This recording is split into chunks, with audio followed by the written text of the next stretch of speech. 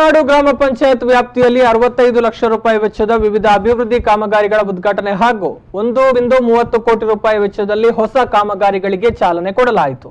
ಬಂಟ್ವಾಳ ತಾಲೂಕು ಪಂಚಾಯತ್ ಅಧ್ಯಕ್ಷ ಚಂದ್ರಹಾಸ ಕರ್ಕೇರ ಕಾರ್ಯಕ್ರಮವನ್ನು ಉದ್ಘಾಟಿಸಿ ಮಾತನಾಡಿ, ಇಚ್ಛಾಶಕ್ತಿ ಇದ್ದಾಗ ಮಾತ್ರ ಅಭಿವೃದ್ಧಿ ಕಾರ್ಯಗಳು ನಡೆಯುತ್ತೆ ಅಂತ ಅಭಿಪ್ರಾಯಪಟ್ಟರು।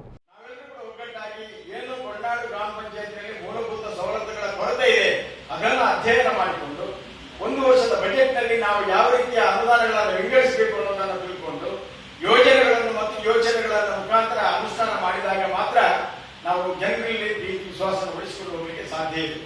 ಇವತ್ತು ನಾವು ಹಿಂದೂ ರುದ್ರ ಭೂಮಿಯನ್ನು ಉದ್ಘಾಟನೆ ಮಾಡಿದೆವು, ಅದೇ ರೀತಿ ನಮ್ಮ ಅಲ್ಲೊಂದು ಬಸ್ ಸ್ಟ್ಯಾಂಡ್ ಕಟ್ತಾ ಇದ್ದಾರೆ, ಅದನ್ನು ಉದ್ಘಾಟನೆ ಮಾಡಬೇಕಷ್ಟೇ।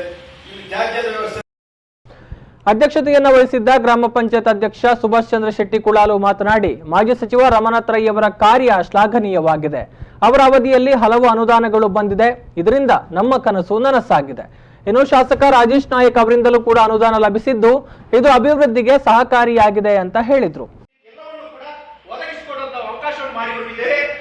ಧರ್ಮಸ್ಥಳ ಯೋಜನೆಯವರಿಗೆ ಈಗಾಗಲೇ ನಾವು ವಿನಂತಿ ಮಾಡಿದ್ದೇವೆ, ಅಲ್ಲಿ ಅವರು ಅದಕ್ಕೆ ಬೇಕಾದಂತ ಏನು ಆಧುನಿಕ ಶವ ಸಂಸ್ಕಾರಕ್ಕೆ ಬೇಕಾದಂತ ಉಪಕರಣ ಏನಿದೆ ಅದನ್ನು ಅವರು ಒದಗಿಸಿಕೊಟ್ಟಿದ್ದಾರೆ। ಆ ಮೂಲಕ ಒಂದು ಒಳ್ಳೆಯ ಅವಕಾಶ ಇಲ್ಲಿಯ ಹಿಂದೂ ಸಮುದಾಯದ ಜನರಿಗೆ ಸಿಗಲಿಕ್ಕಿದೆ। ನಾನು ಹಿಂದೂ ಸಮುದಾಯ ಹೇಳ್ತಾ ಇದ್ದರೆ ಮುಸ್ಲಿಂ ಸಮುದಾಯದ ಜನರಿಗೆ ಅವರದೇ ಆದಂತಹ ಒಂದು ದಫನ ಭೂಮಿ ಇದೆ ಧಾರ್ಮಿಕ ಕೇಂದ್ರದಲ್ಲಿ, ಕ್ರಿಶ್ಚಿಯನ್ ಸಮುದಾಯದವರಿಗೆ ಅವರದೇ ಆದಂತಹ ದಫನ ಭೂಮಿ ಇದೆ ಧಾರ್ಮಿಕ ಕೇಂದ್ರದಲ್ಲಿ।